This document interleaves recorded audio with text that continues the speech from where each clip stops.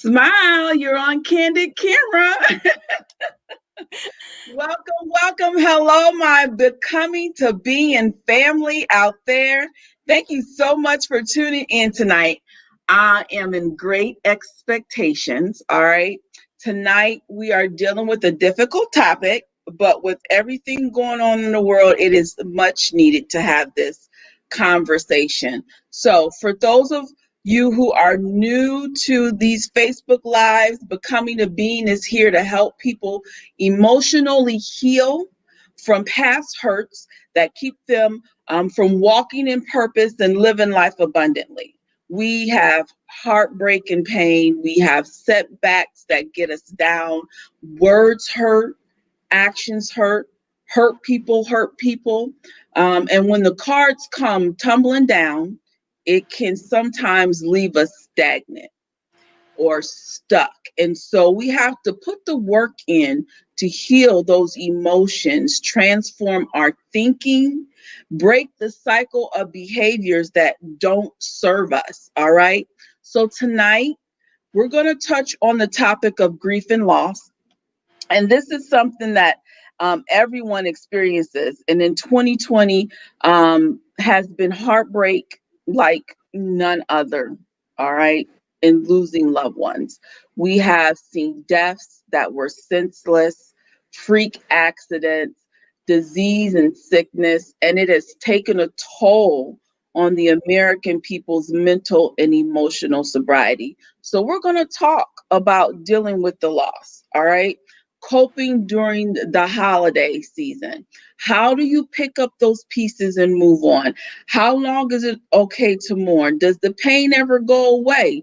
We're going to talk about all that. But before we get into it, I want to allow my guests to introduce themselves. I'm so happy to have them here. I'm so happy that they were so willing to join us in sharing their experience. All right. So we're going to just have them tell us who they are, where they're from, and what do you do. We're going to start. We'll start in the bottom box and work our way back around to me. Shannon. Good evening, everyone. My name is Shannon McCoy, based out of Cincinnati, Ohio. I am a wife, a mother. I am a business owner of Tory Bell Cosmetics. I'm an affiliate, a part of Tory Bell Cosmetics. We are the originator of the magnetic liner. Okay. I am happy to be here. Thank you, Angelina, for this opportunity to be able to share on this very touching subject and to be able to be a part of this platform. Thank you. Thank you. Hi, everyone. My name is Danielle Lewis Jones. I am a corporate communications slash PR specialist. I also am the founder of an organization called Angel Baby Network, which helps families endure and walk through the pain of loss and grief for those of them who have lost children.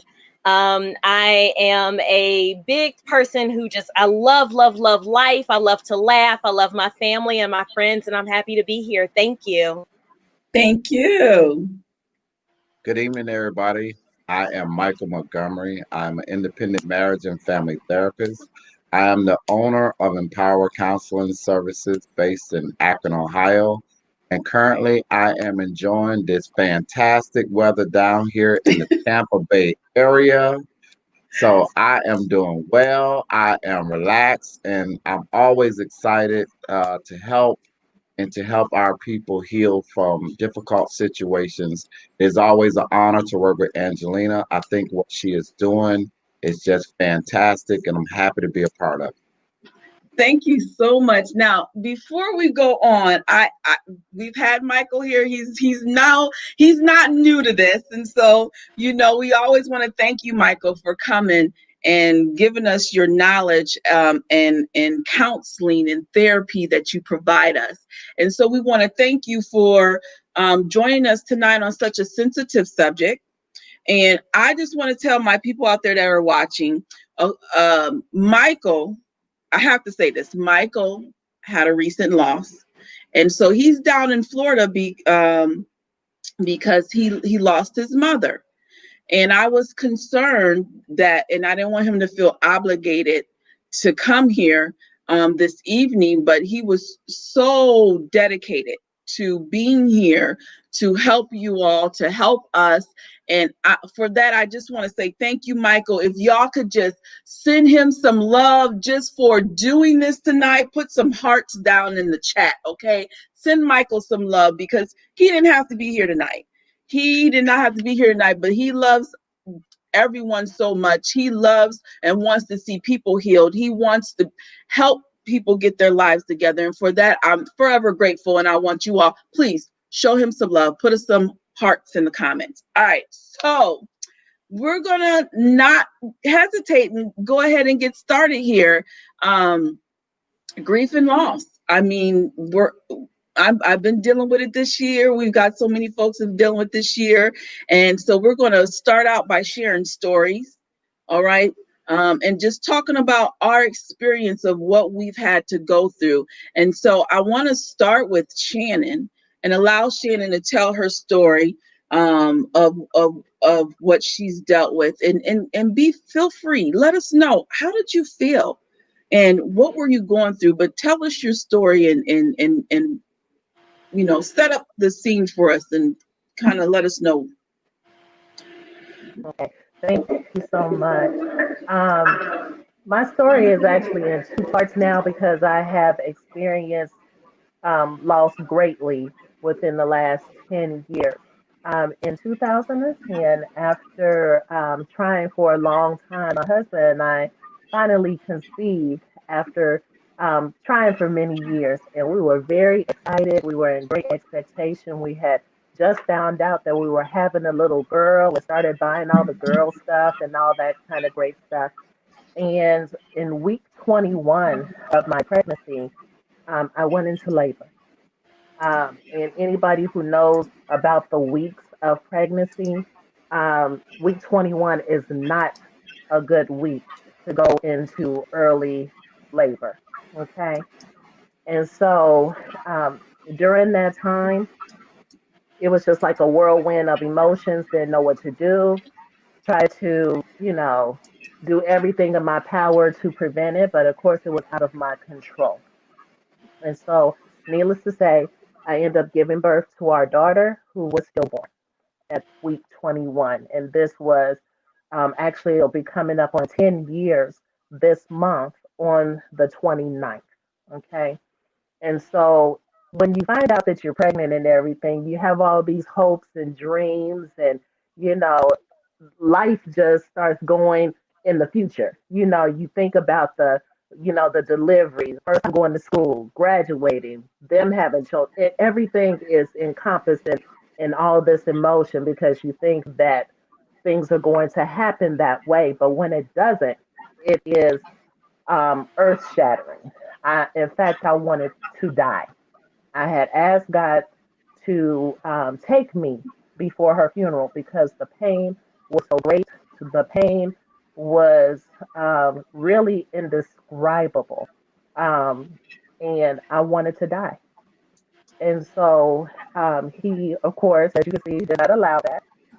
But it was just, it was just so devastating, to say the least. And so we made it through that process, my husband and I, just by holding on to one another, allowing each other to be able to grieve the way that we do. If I wanted to scream, I screamed. If I wanted to cry, I cried. Whatever emotion came up at that point, I did because it was just too much to hold in for one. But I knew that I had to let it out so it would not um, destroy anything else. I've seen this kind of thing destroy marriages and friendships and all that. So I'm thankful that I'm a part of a community that teaches us how to process emotions, but when you're going through it, is difficult. So I really leaned on the prayers of my people who are close to me and allow people to take care of me during that time when I couldn't take care of myself, when I couldn't even think past the next second of life. They were there for me to help me through those hard times. And then 5 months later, um, God blessed us to conceive again, and we call those babies rainbow babies. And so we conceived again, and we conceived our daughter Hope, and she will be 9 years old this coming up January. Hard to believe these years are just flying by, but she has truly been a blessing to us.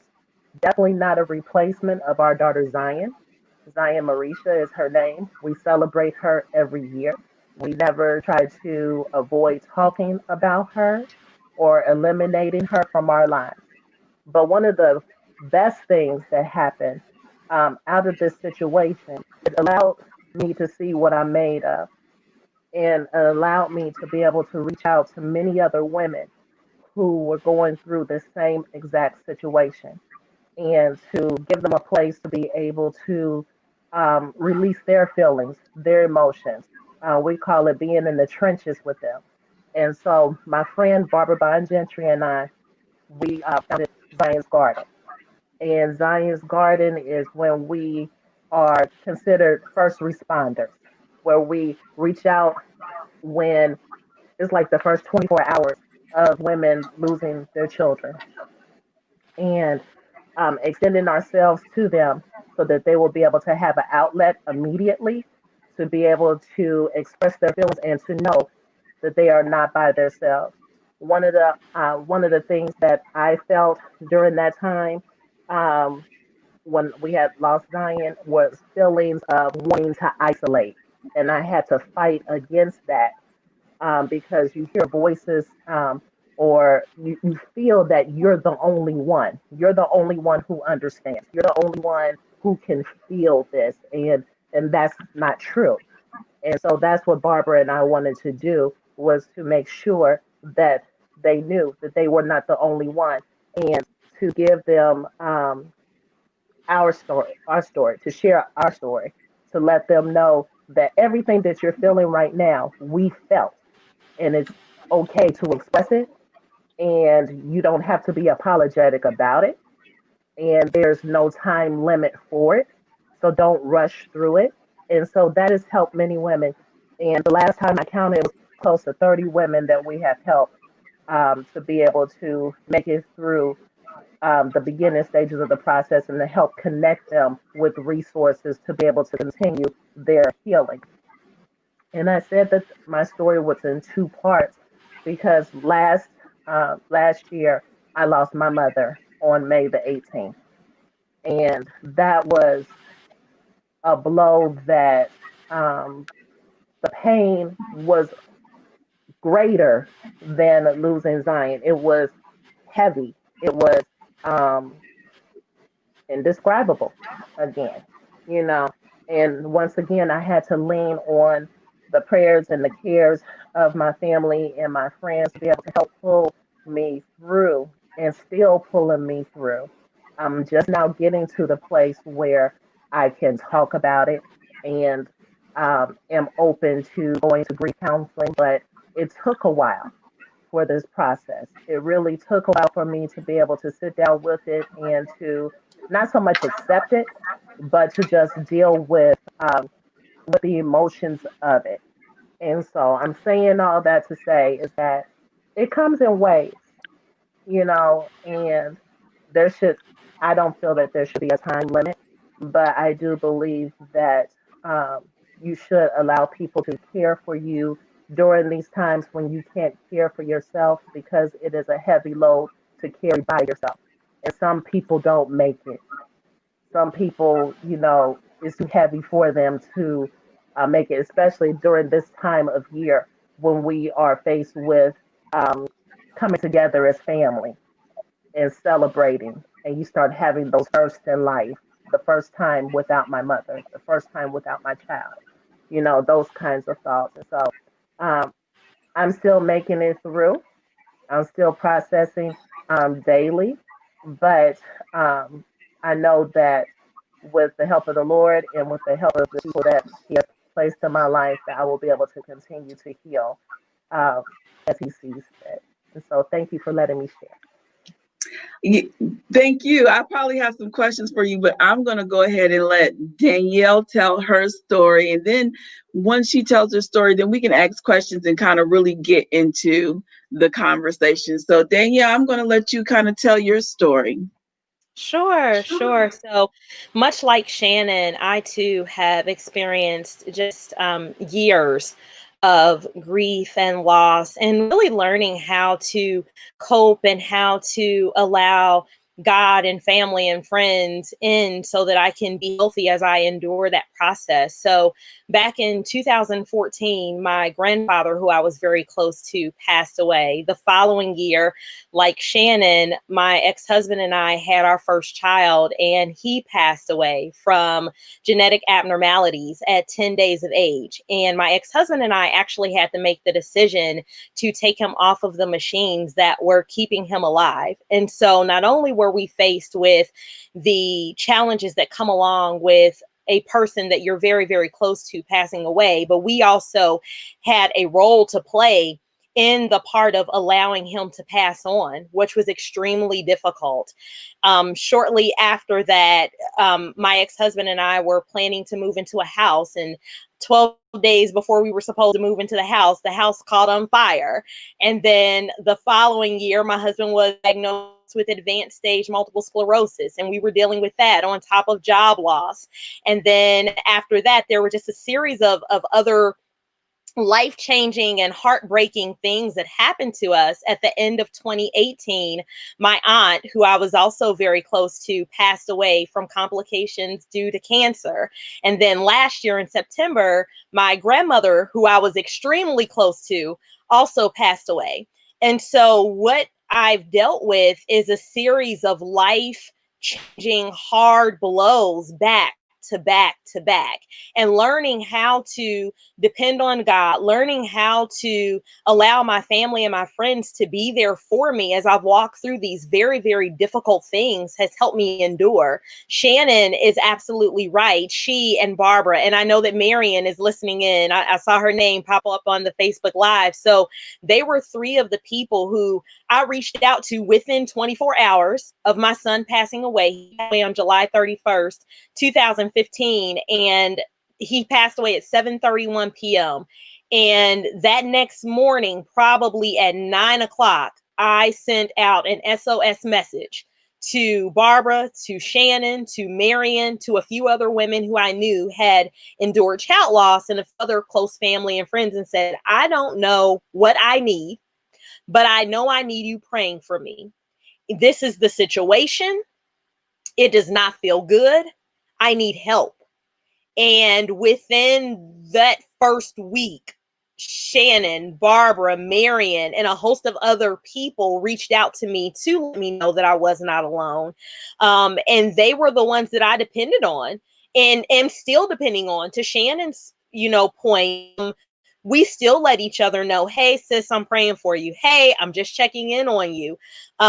She mentioned going through a miscarriage. So one of the things that doctors advised me to do as a result of my son passing away was to freeze my eggs, because my son passed away from a genetic abnormality that we found out I am the carrier for. And the statistics, if I were to get pregnant naturally again, are that if I were to get pregnant with a little boy naturally, there's a 50-50 chance that the same thing could happen again. If I got pregnant with a little girl naturally, there's a 25% chance of her being a carrier for the illness. And because I don't like the way either of those sound, the doctor said, well, why don't you go through freezing your eggs? That will be a way for you to kind of safeguard anything happening like this in the future. And so Shannon knows that 2 weeks ago, I attempted to freeze my eggs and the procedure did not work for me. So again, much like a miscarriage, or are you going through another enduring loss where you're trying to do everything that you can to have that hope and that ray of sunshine, and things don't always go the way that you want them to go. And so really learning how to let go of control, because at the end of the day, we control nothing. Learning how to honor our loved ones' lives and how to continue to smile in the midst of hard circumstances is something that I found to be helpful. when my son passed away, I and my ex-husband did several things to help keep his legacy alive. So I was involved in getting a law changed across the state of Ohio that drives down infant mortality numbers in low to income, in low to moderate income communities and among minority communities. I donated all of my breast milk. So my child never got any of it, but babies in 7 different NICUs across 3 different states got my breast milk. We decided to donate his organs to research to help other families. And as a result of his organs being donated to research, his tissue, his eyes, his heart have all been used. His lungs have been used in studies to help doctors to prevent the same things from happening going forward. We wrote a book about our experience. And then again, I started Angel Baby Network. So there were all of these things that I was able to immerse myself in, where I was able to find purpose and to keep his purpose and his legacy alive. The last thing that I'll share is, again, I'm mentioning that we're dealing with the holidays. I am now divorced. So that's another form of grief and loss. When you think that your life is going to go a certain way, or you have certain people in your life that are no longer there, how do you make it through those holidays? How do you continue to stay hopeful when your family structure looks different now than what you thought it was going to look like before? And so really just being transparent and being able to depend on your loved ones has been tremendously helpful for me. And of course, seeking counseling from people like Michael, and being willing to help other people step in and help. Thank you so much, Danielle. I am in awe of you right now. I'm not even gonna lie. Um, just all of what you've done, just and to be able to even make these decisions in that moment, I mean, it speaks so much to the strength of who you are. And I love it. So I mean, to be able to take something like this and turn it into something beautiful, I mean, I, I don't even have the words to say right now the fact that you had to make that decision, and in making the decision to to let your child go, but then say, you know what, but I'm going to do some good out of this, and donate his body to be able to science, and to donate it for the eyes and whatever else was used. And that's a lot. Like, I'm just just Thank you. listening to that, I'm like, I don't know. Because and to hear both of your stories is very um enlightening and strengthening to me, because I myself have been dealing with death this year. And I can say that I I thought I was numb to death. I thought I had experienced so much death in my life that, I had gotten to the point where it's like, oh, another person passed away. Okay, I'm cool. I'm fine. You go to the funeral, shed some tears, and then go home, and I'm okay, because I had dealt with it so much growing up. And I had learned to just kind of block it out, especially when I lost my cousin, who was my best friend. And so I never really thought that it would hit me like this. And, Shannon, listening to you, you talked about the fact that not only did you lose a child, but then, just here recently, you lost a parent. And they always say the hardest thing is for, a parent to bury their child. But I think it's just as hard for a child to bury the parent, which is what I've had to deal with this year. And I thought I was going to be okay with it. Um, so I found myself, working and trying to be productive and putting myself into keeping busy, and it finally caught up with me. And I think for me, one of those pieces that was missing was what I heard you ladies say, or Danielle, pick up that phone. Hey, I'm not okay.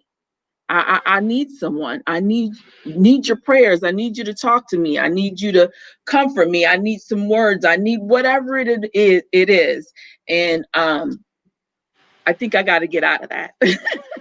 I know I have to get out of that. I have to get more into being able to say, I'm not okay. Can someone talk to me? Can someone comfort me? Can someone help me through this? Because we just can't, we shouldn't suffer alone. So Thank you so much for sharing your stories. And Michael, you've been so quiet.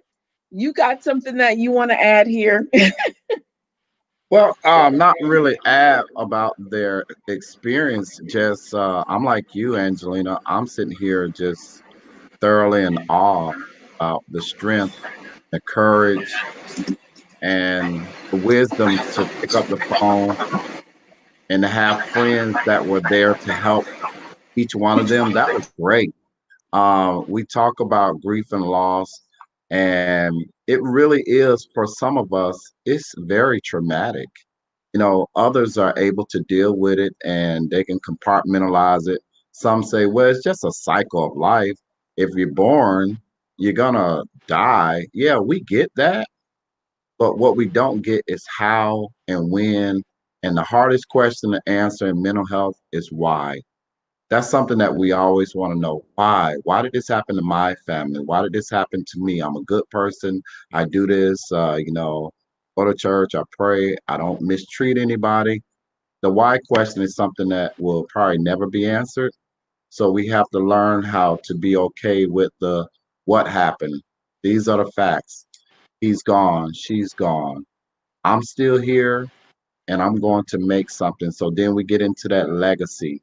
How can I, as Shannon did with her lost child, she made a legacy out of that. She never forgot Zion. She never forgot how to celebrate life. She was not celebrating death. She was celebrating life. She made something positive. And then Danielle, that was just phenomenal.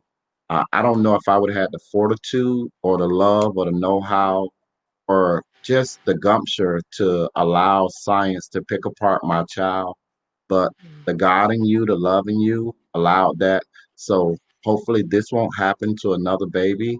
That is just phenomenal. I'm just totally in awe. And in mental health, you have the 7 stages, some say 5 stages of grief. And what I told Angelina prior to us coming on is what I've learned in my experience is African Americans and our Caucasian brothers and sisters, we deal with grief and loss differently. So a lot of the stuff that you're gonna Google or you're gonna go on psych network, this and that, a lot of these things have been normed to white middle class, and that doesn't fit the narrative of a poor black girl in the hood. That doesn't fit the narrative of a East Coast sister, a Southern belle, a Northern, lady, West Coast. We're so varied as African Americans. Like even currently, I come from a family of 9, and we are all on different levels of grief in our family where I was able to compartmentalize it in a way that, man, my mom been suffering since I was 10 when she had that major stroke. She never really was healthy. And my prayer every night was, Lord, can you please, please, please just let my mom stay living for me to get me through high school. And that was my nightly prayer. And I said, and Lord, if you have to take one of them, can you take Papa? Because I felt like I could make it without my pop, but I didn't think I could make it without my mom. And so, 40 some years later, he decided that it was time for my mom to go home.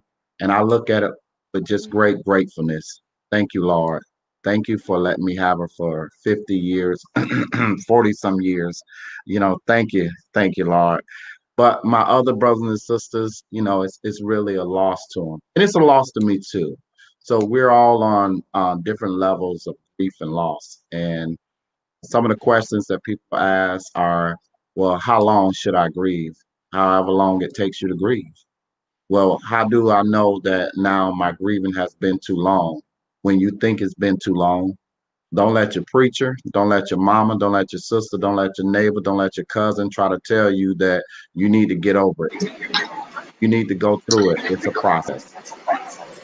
So, Michael, Yes. can we talk a little bit about coping? The ladies kind of shared how they coped, and they leaned on other people were there for them. But how do you cope through a loss? Well, they How do you really let me change the question. How do you keep that from hindering you from living? Well, they spoke about it. It's harder for people that don't have family or a network of friends to go through grief and loss because they don't have no one to talk to, no one to process through. Uh, the double-edged sword with depression, and that's what usually happens in grief and loss, is in depression, the way to get over it is to get out of those negative cycles. But depression, you can't get out of those negative cycles. So you need someone to physically, metaphorically, and just get you out of the bed. Call you on the phone. Hey, what you doing? You still in the bed? I'm on my way.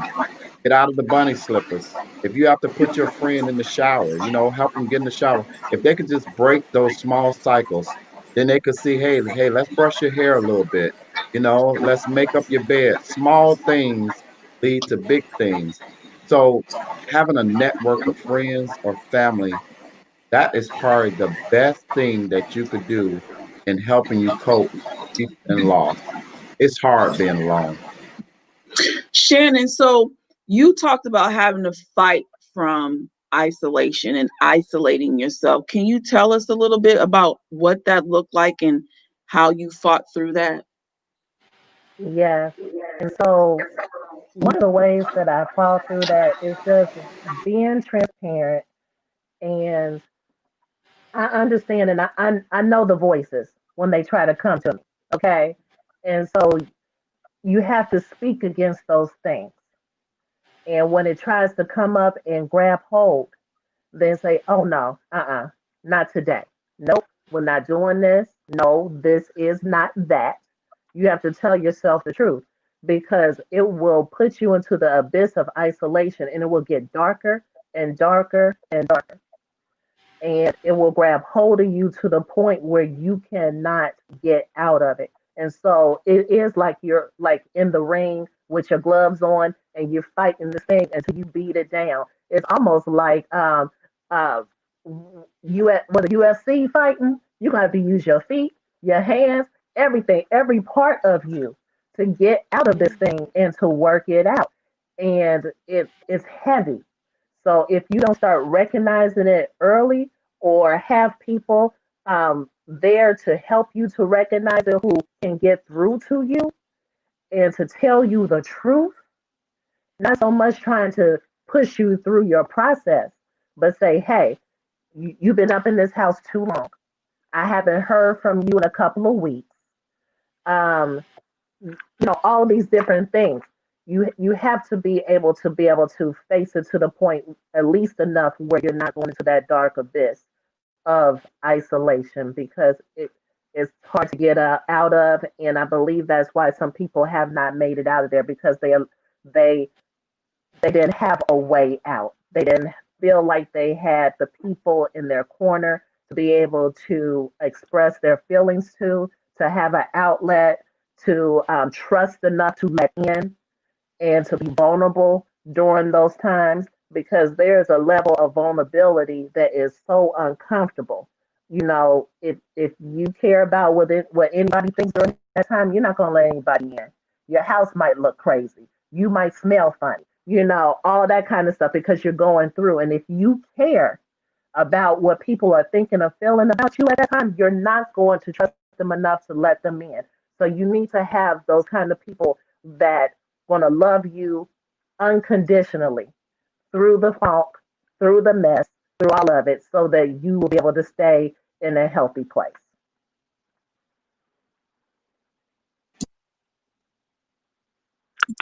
Sorry. So you talked about when you were telling your story how this showed you just like who you are. So what did you discover about yourself going through this process? I discovered that I'm stronger than what I really thought I am. On the outside of this, if I had never experienced this, I probably would have thought that I could never make it to the other side. If hearing somebody else's story, it would have been like, oh wow, I wouldn't be able to do that. I wouldn't be able to give birth to a child that you'll never be able to hear cry, or see their eyes open or be able to feel them move in your arms or anything like that. To be able to hold a baby that you just pushed out and you've gone through all the stages of birth and you're having to hold a lifeless child in your arms. If I wouldn't have gone through it, I would have said that I wouldn't have been able to go through it. And to be able to share that with many women and to be able to empathize with them and to express and share that story, I don't think I would have been able to do that without experiencing it.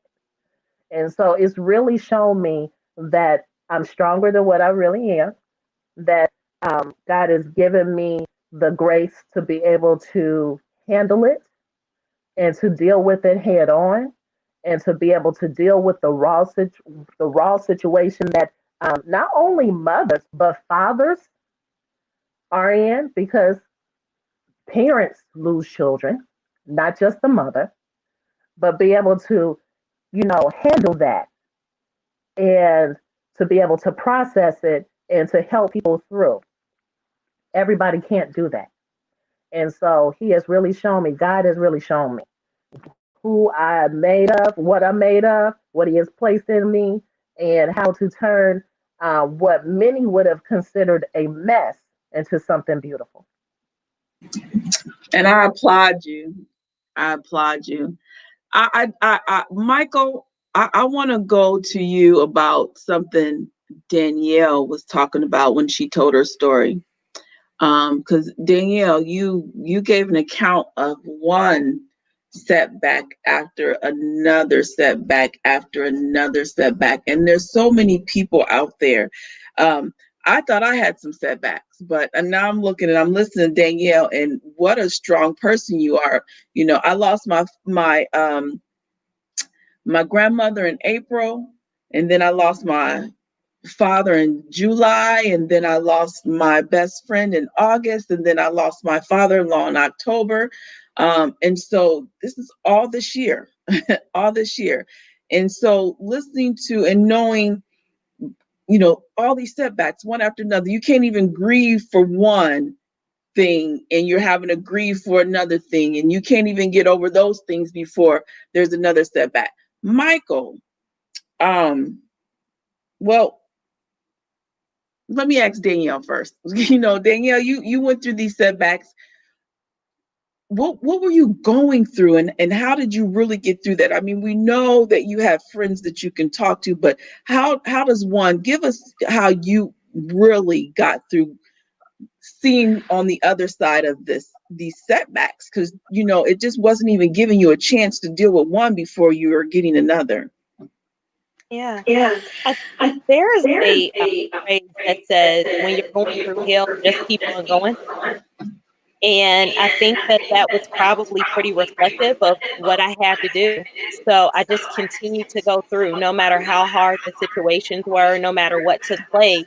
I just continued to walk through them, um, being very transparent. And again, saying, man, this really hurts, but who do I need to go to so that they can help me as I'm walking through it?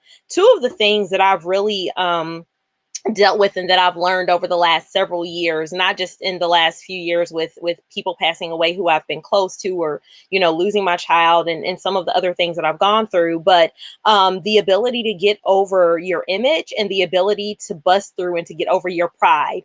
And when you think about it, your image is what you present to everyone else, right? So if I'll use myself as an example, I won't speak for anyone else. I'm very poised. I am a professional. I am an extrovert, and I run around in many different circles, and I'm usually the person who has the brightest smile on her face. And so for me, getting beyond that and learning that it was okay for me to be human, learning that it's okay for me to hurt. Even with this most recent setback from just a couple of weeks ago, I started to get a little down on myself, like, well, wait a minute, you're supposed to be the one that's inspiring everyone else, and you're supposed to be the one that's motivating everyone else. And I had to check myself for a minute and say, but you too are human.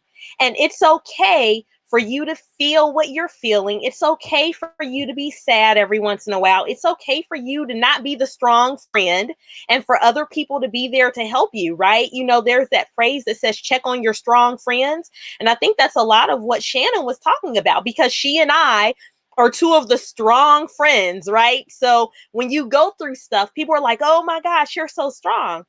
Well, it's not because I want to be, it's because what else am I going to do? Right? I mean, I've had the thoughts too, as Shannon mentioned, sometimes you just want the pain to end. That does not mean that I am suicidal or that I want to try to end my life, but I do want the pain to end.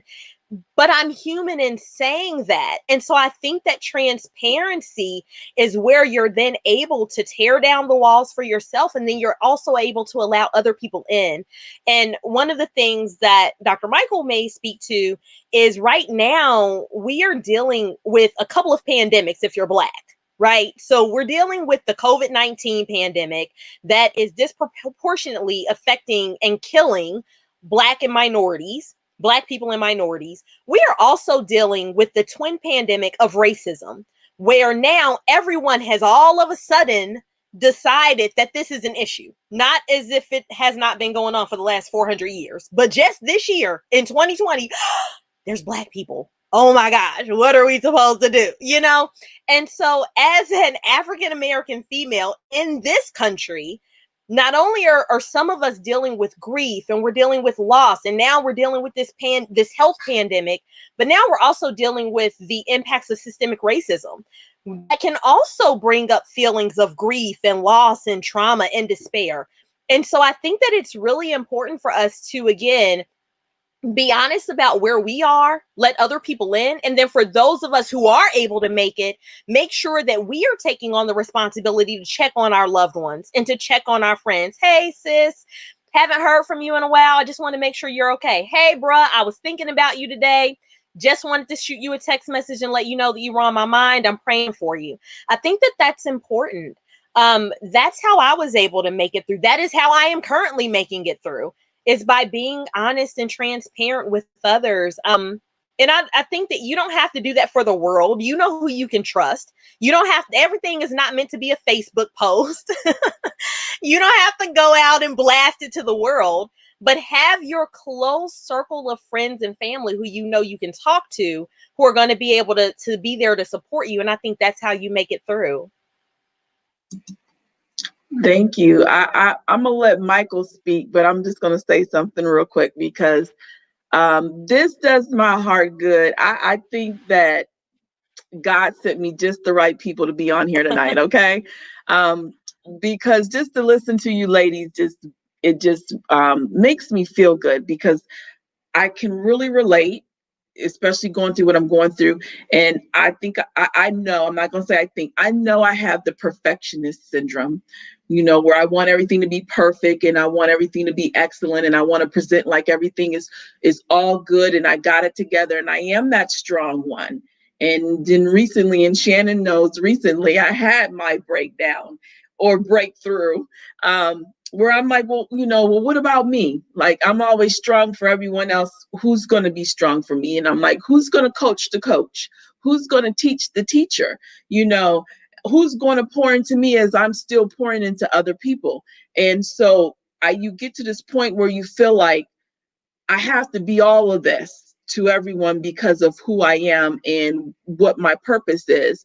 And at some point I have to, I won't say we or I have to stop and say it's okay to mourn. It's okay to be sad today. It's okay to not feel your best today. It's okay not to be perfect. And I've had to let go of some of that perfectionism that I've had, you know, and saying, well, I got to do this, I got to do this, got to do this. And it's like, no, you're not doing that today.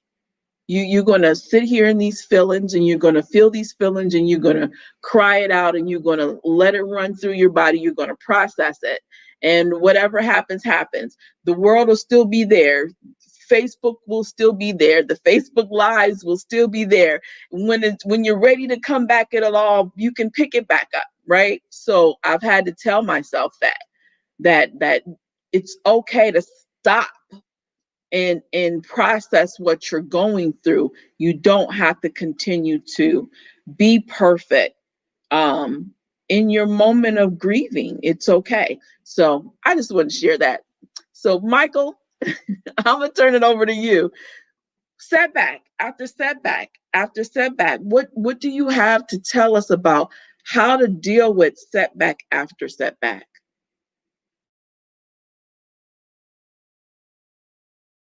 You're on mute. Okay. I didn't want no feedback while he was talking. I want to say Shannon and Danielle. They took me to church. I'm You go to sorry, church, you you're know, faithful. breaking up a little bit, Michael. I don't know what's going on. I'm gonna say it's I'm on my cell phone, you know, the hotspot.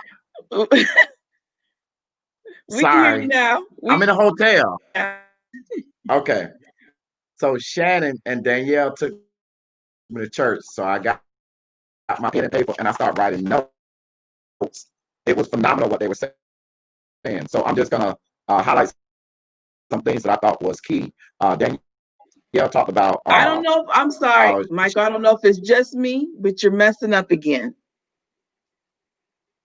can you say my network is messing up? You sound like my mom used to say, Michael, you messing up. Was that a trigger? Girl, what you say about my mom?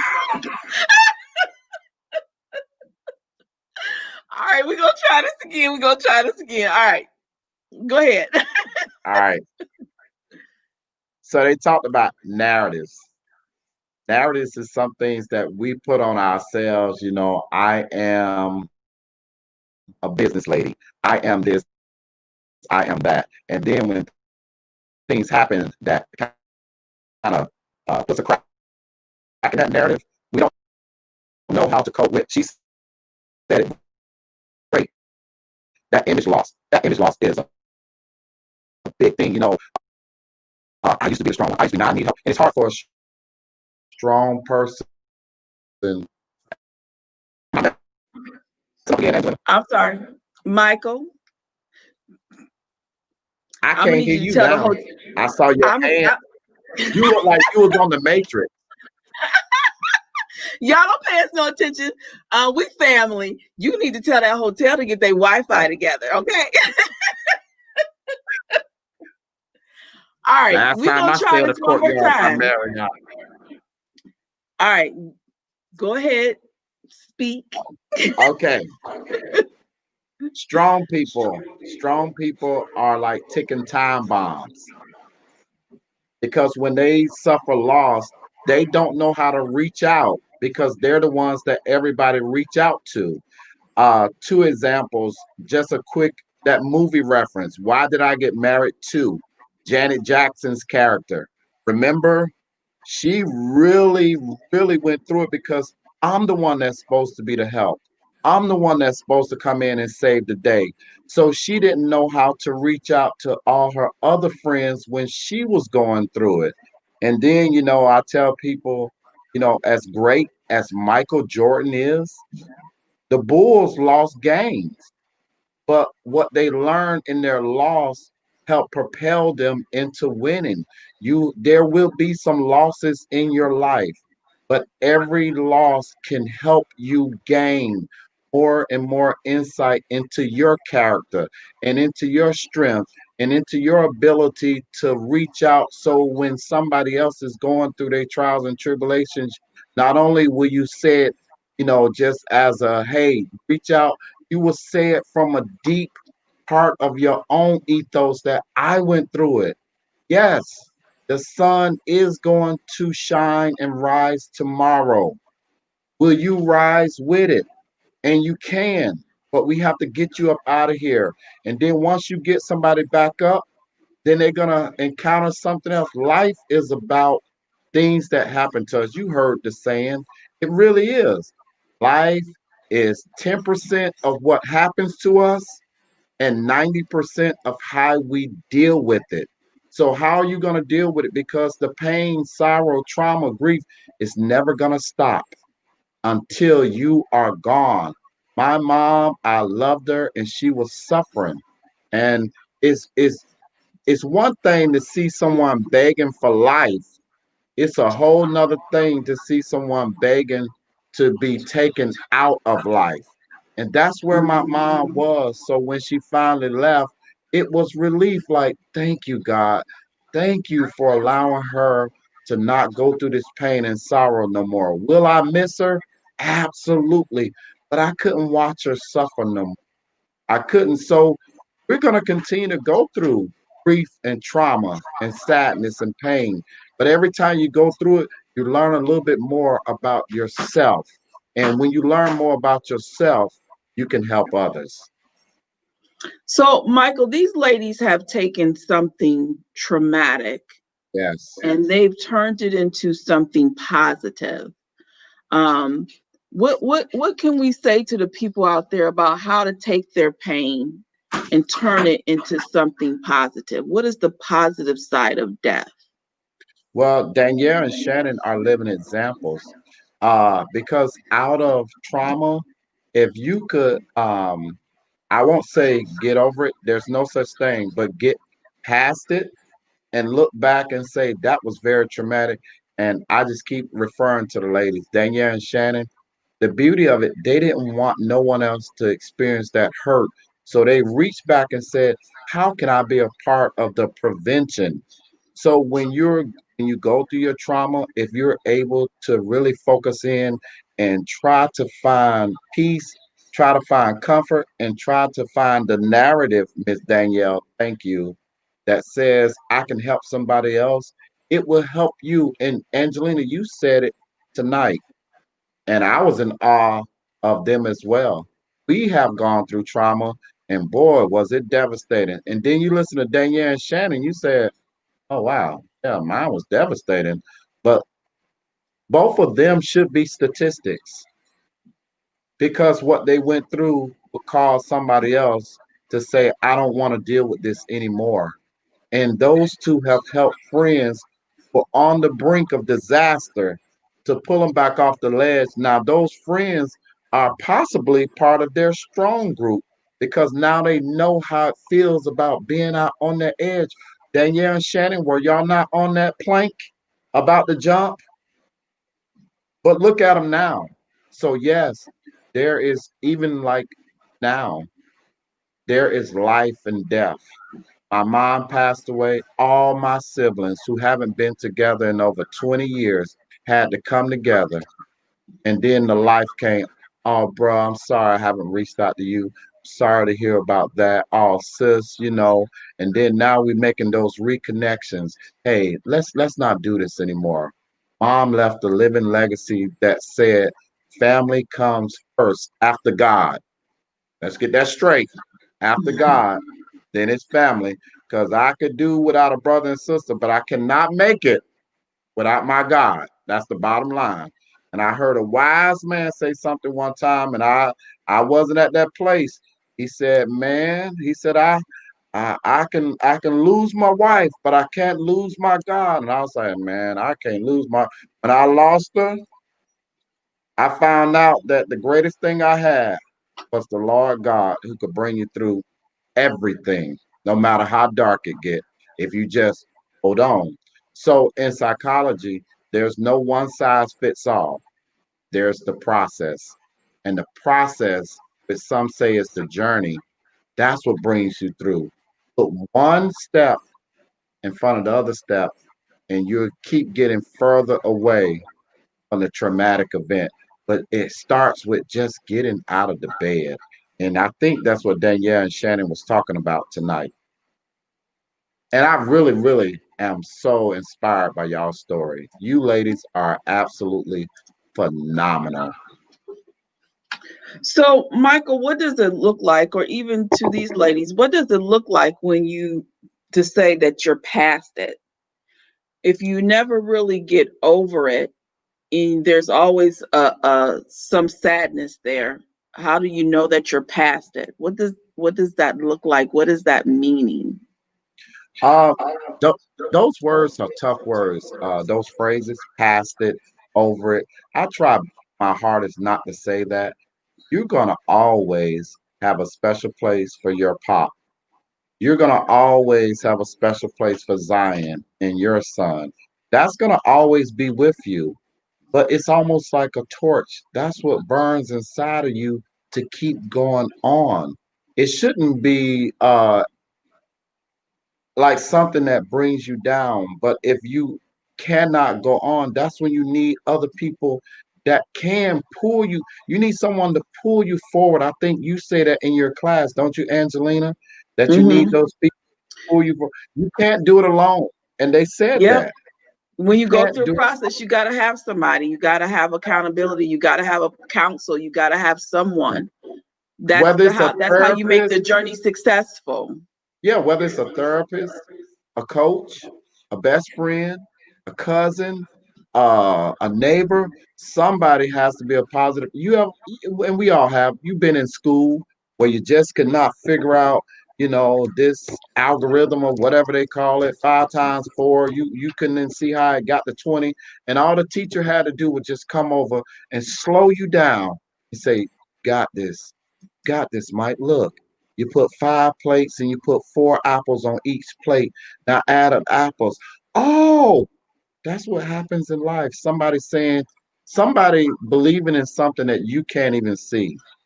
You can't even see the light. So I have to help bring you to it. So you need friends and you need family and you need someone that no matter what unconditionally loves you so much that they are going to walk right alongside with you through the pain, through the grief, through the sadness, and they're not going to let you go. You need that. And again, I advocate mental health specialists, therapists, psychologists. I advocate all that. But nothing better than I advocate than God and friends and family. Because they know you better than anybody else on this planet besides yourself. So it's just funny. I got a comment here that I'm going to share, and it goes with a question that I had. Someone gave me before, knowing that I was doing this Facebook Live, and it was, what did that person impart in you that you are supposed to pour out or give? And so I want to talk a little bit about this before I wrap up, because we experience death, and with these ladies, they've experienced not only losing a child, but they've experienced losing other people in their lives, just as I have and just as you have, Michael. And so then the question becomes, what did that person impart into us that we're supposed to take that and pour it out into others or give? And I think these ladies have done an excellent job of taking their pain and pouring it out to help others. But for those of us that pain may not birth purpose. Okay. But there's still some things that those loved ones we lost, they've left some type of memory, some type of legacy. They've left some nuggets, they've left some words, they've left some actions that some things that you are to impart into others. And I think that we have to take that time and say, what is it that I gained by having them in my life? And what can I take away from that and hold on to and use it not only for myself, but maybe use it for others. So for me, I'm going to speak for me and share my story of my father. When he passed away, I came to the realization that this becoming a being thing, I have got to do this. I have got to push forward with this, because this is doing something that I got from him. He was a change maker. He changed people's lives with his words and with his prayers and with his counsel and who he was. And so everything that I'm doing and becoming a being has been embodied and been passed down from me, is in my DNA because of who he was, right? And so I'm looking like, this is legacy here, and I got to continue with this legacy that I started. And that was even so much more for me to want to do that, because of who he was, and knowing that that's where I get who I am from who he was. But I have this comment here I want to share because it made me think of legacy. And Erica Dunson says, "My dad, my hero, gained his wings in 1997, and I still grieve 20 plus years later. There definitely isn't a time limit on your grief.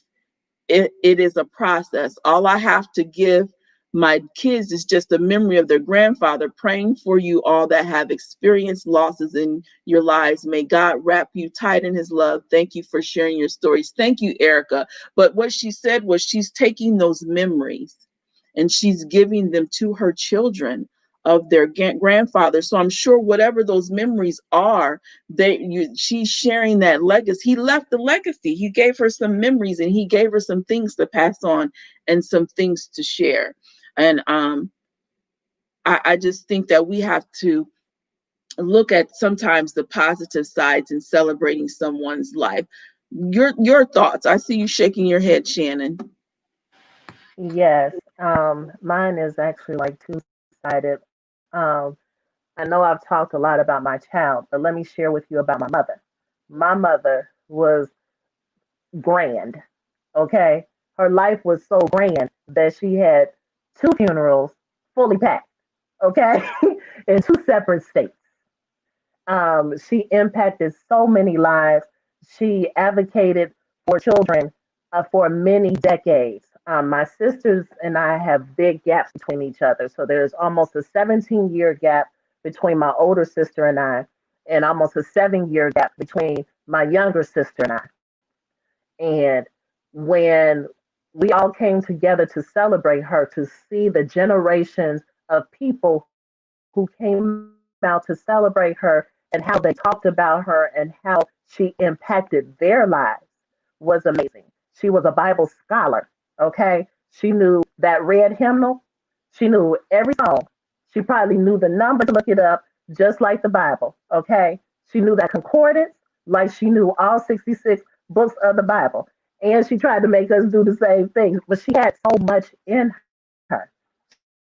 She was a very strong woman. And so that's what she put into me. And so I know that's what resonated in me when life started happening with child loss. And that wasn't the only thing. The loss of a very close sister friend of mine, Jody Littman, was very devastating for me. Okay, very devastating. And I'm still healing from that as well. Not only the stillbirth, but I didn't mention the three other miscarriages we had. Okay, and so it's because of her showing me who to go to and who my source is when nobody else is there, and to know the power of the name of Jesus when you just call his name and believing that helped me through. Another part that she also taught me, and I believe this wholeheartedly, and some people call it looking at the silver lining in things, and and I call it looking at the blessings, okay? Because my parents, well, my family moved from Cincinnati, Ohio, and they moved to Alabama back in '99. And so I stayed here and maintained my life and grew my life here. But when my mom got sick, she passed from pancreatic cancer and it was pretty quick. Um, God gave me a blessing of keeping my mother in the right state of mind and all that until I got there. And we were able to have conversations that I needed to have with her. And she knew I needed to have them with her. And we talked and we laughed and we cried. And it was a hard time. And it was the silver lining or the blessing that I needed to be able to help process through losing her. And so I look at all things like that now. What is the blessing? What is the blessing in having Zion? I was able to conceive when I was diagnosed with PCOS, polycystic ovary syndrome, which makes it difficult for women to conceive. I conceived without any intervention. I was able to carry my child, feel my child. These are the things that you can look at. You know, what was the blessing with being in a relationship with Jody? Everything that we did together, the laughs, the the trips, me caring for her during that time. Those are blessings. Those are things that you hold on to. And those are things that, you can look back and laugh at memories that you created together and all those kinds of things. And so when you're thinking about death, think about life. Think about the life you shared. Think about all the happiness you had. I take great pride and happiness in being able to say that I was able to release my daughter, Hope, to be able to go to Alabama every summer and all the holidays to spend time with her grandmother. And I started that at a very young age. People said, your child is 1 year old and you're sending her down there, you letting her stay down there for weeks at a time? Yes, yes, yes, I did. And guess what? She knows everything about her grandmother. When certain smells come around, she said, that smell like grandma. That sounded like grandma. This was grandma. And she was 7. Yeah, almost 7, I guess, when my mom passed. Well, she was 7. But she had all those memories and everything that she would not have had if I would have held on to her so tightly. She knows everything about her. That's a blessing. That's what a silver lining looks like. So definitely look at the life more so than the death and celebrate that.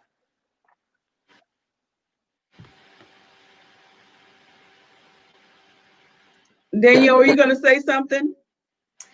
Just, I mean, everything that Shannon and that Dr. Michael have already said is absolutely true. You were asking, what did we get from our loved ones who have passed away in terms of carrying their legacy on? And I think from my son, I learned how to live every single day on purpose. From my grandmother, I learned how to treat everybody right and to be kind to every single person that I encounter and to not judge people.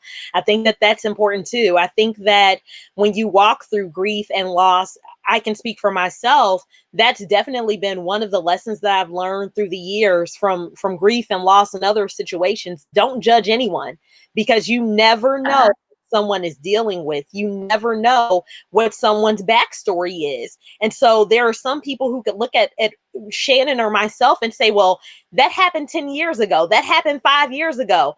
Aren't you over that yet? And there's not a matter of, are you over it yet? You don't get over it. You don't get past it. You go through it. And depending Right. on what day it is and what part of your journey that you're in, you are still going through it and you're on the healing journey. And so learning how not to judge anybody for anything, for any reason, has been very integral to my journey. Learning from my aunt to laugh and to be lighthearted and to make jokes. I crack jokes back and forth with my dad, and that's something that he did with her, and that was his little sister. Um, from my grandfather, just be easygoing. And so I think that those things are important too. And one other thing that I wanted to mention in the work that I've done through Angel Baby Network, I've encountered family who are not Christians, who do not have the relationship that we talk about having with God. And I don't want to leave those people out either. We are all Christians. That's who we pray to. That's who we believe in. But I also want to keep in mind that everyone may not come from that same mindset. And so even for those people, I want them to know that, yes, you still need to reach out to your family. Yes, you still need to reach out to your friends. One of the things about grief and loss is it's one of those great equalizers. So it does not matter what color you are. It does not matter what religion you are. It does not matter your gender, your sexual orientation, any of that. Grief and loss happens to all of us in a variety of ways, whether it's through death, or whether it's through divorce or relationships, or whether it's you lost a friendship. It happens to all of us. And so we need to be mindful that there are different ways that people cope, but whatever way that is for you, as long as it's healthy, then make sure that you're doing that. Perhaps it's listening to music. I downloaded an app. It's called Breathable, I think. It's called Breathescape. And it talks about the power of being able to breathe through things. Whether it's reading, whether it's journaling, whether it's going outside to get fresh air. We are going back into the winter time when a lot of us are going to be back in our houses because of the pandemic. Make sure that you're getting fresh air every day. So whatever that looks like to you, it may not be praying, But whatever it looks like to you, as long as it's healthy, I have to keep on inserting that in there. As long as it's healthy, make sure that you're doing that so that you can be in a safe mental space so that you can continue to move forward. And then I would also say learn how to put boundaries up. Again, in healthy ways. So you may have people, again, to Shannon's point, you let your child go down there and do da da da da da. It's my child. You know, I mean, quite frankly, you know, I'm her mama, right? So I think it's a matter of learning how to shut down the voices of everyone else. And then again, being very honest with yourself. I got a text message today from someone, and I said, I was trying to figure out how to formulate the words, and I started typing, and then I erased it, then I said it again. And I said, you know what? I do not have the emotional capacity today to respond to this person in a good way or in a bad way. So all I'm going to say is you're welcome.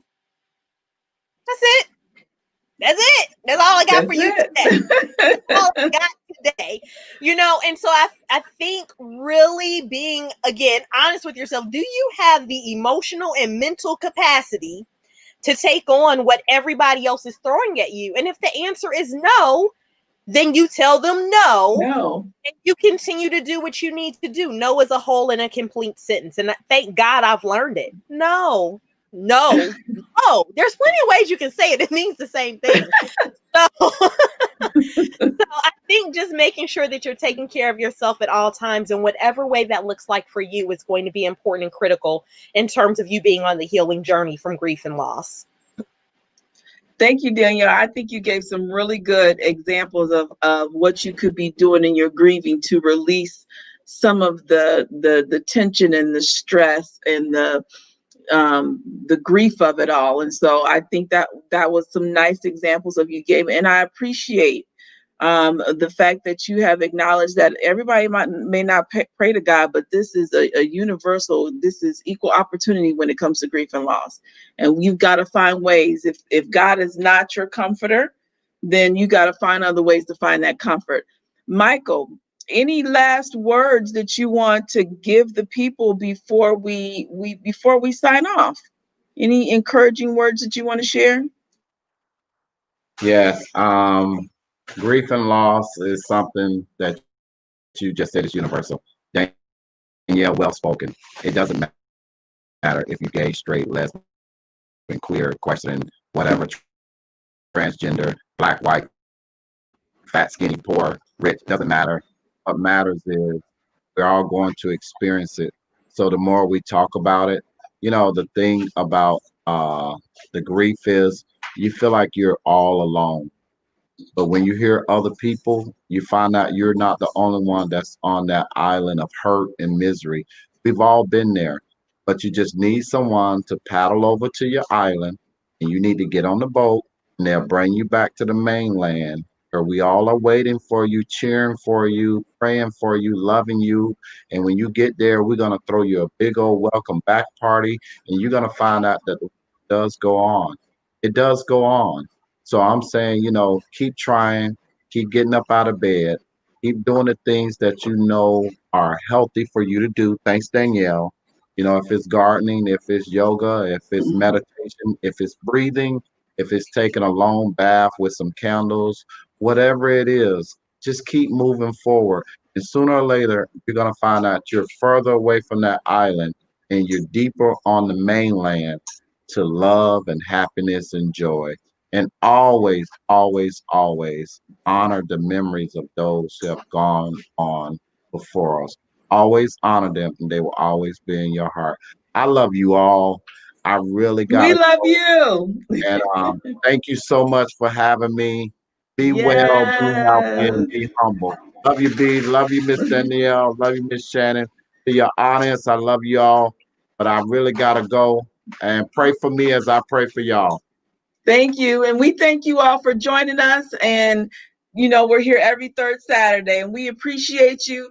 And thank you so much, Mike. We know you had so much going on, so we thank you for your dedication. And I thank you to my Sheroes for your sharing tonight. You Absolutely. have been beautiful, and I love you. I've just made me a new friend.